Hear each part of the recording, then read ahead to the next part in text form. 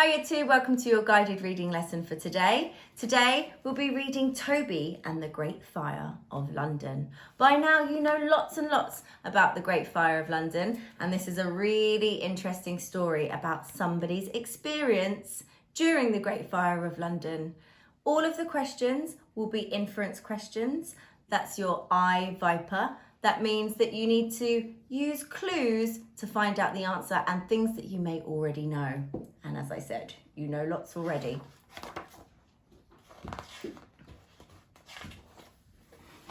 Toby was asleep after a long day's work.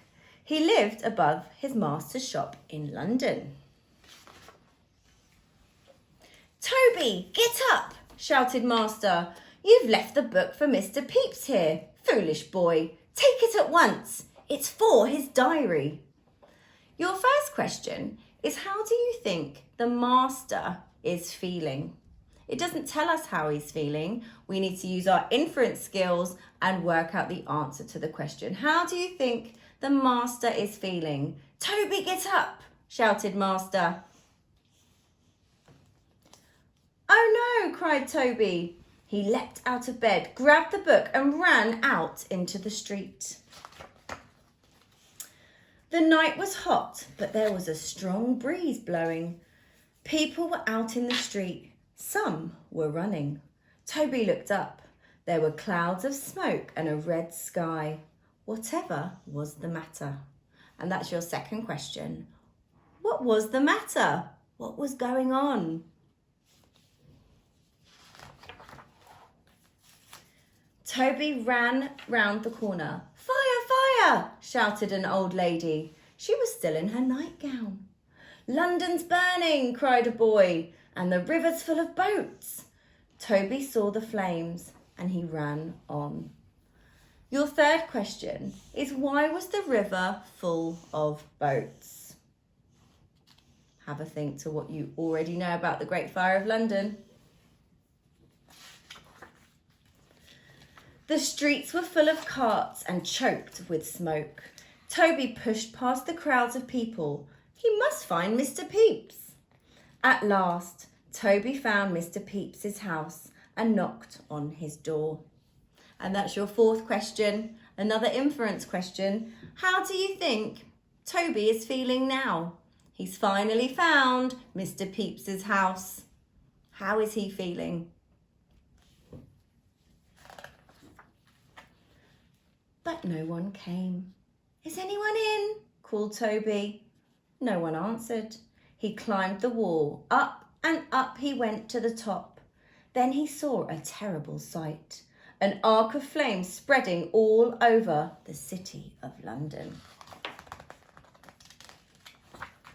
Toby turned round and saw Mr. Pepys putting bottles into a pit. Toby was so surprised. He wobbled and had to jump down from the wall. He landed by the pit, but the book landed in the pit. Oh dear. "Oh no!" cried Toby. "Hey, this pit is for my wine and cheese," said Mr. Pepys. "It's to keep them safe from the fire. And I don't want my diary stinking of cheese," he added. "Phew, that cheese really does pong," said Toby. Toby jumped down into the pit and got the book out for Mr. Pepys. "Look, lad, this fire looks bad," said Mr. Pepys. "We need to help stop it spreading. Follow me." And they ran off. By now, all the noisy, smoky streets were very busy. Toby and Mr. Pepys squeezed past a cow carrying children. They pushed past bleating goats. They did not stop until they reached St. Paul's. People were moving books out to safety. In the distance, Toby could hear explosions. Houses were being blown up to stop the fire spreading. A man covered in soot arrived and climbed down from his sooty horse. "Who is this stranger?" said Toby. "Don't you know?" said Mr. Pepys. "It's King Charles II of England." "Take this bucket," said the king. "Help me fight this monster of a fire." With the king, Mr. Pepys and many other helpers, Toby tried to put out the fire. They all worked day and night until the fire died. 3 days later, Toby returned to the shop. His master was amazed. "Oh, thank goodness you're back." I nearly gave you the answer to that one. Your 5th question is, why do you think the master was amazed? So 3 days later, after the fire, Toby returned to the shop. Why do you think the master was so amazed? "Oh, thank goodness, you're back. I thought the fire had got you." Did you get that one right? "Not me, sir. I've been helping Mr. Peeps and the king," said Toby. "But I do need a good rest and a good wash too," said Master. And that's the end. I hope you enjoyed that year too.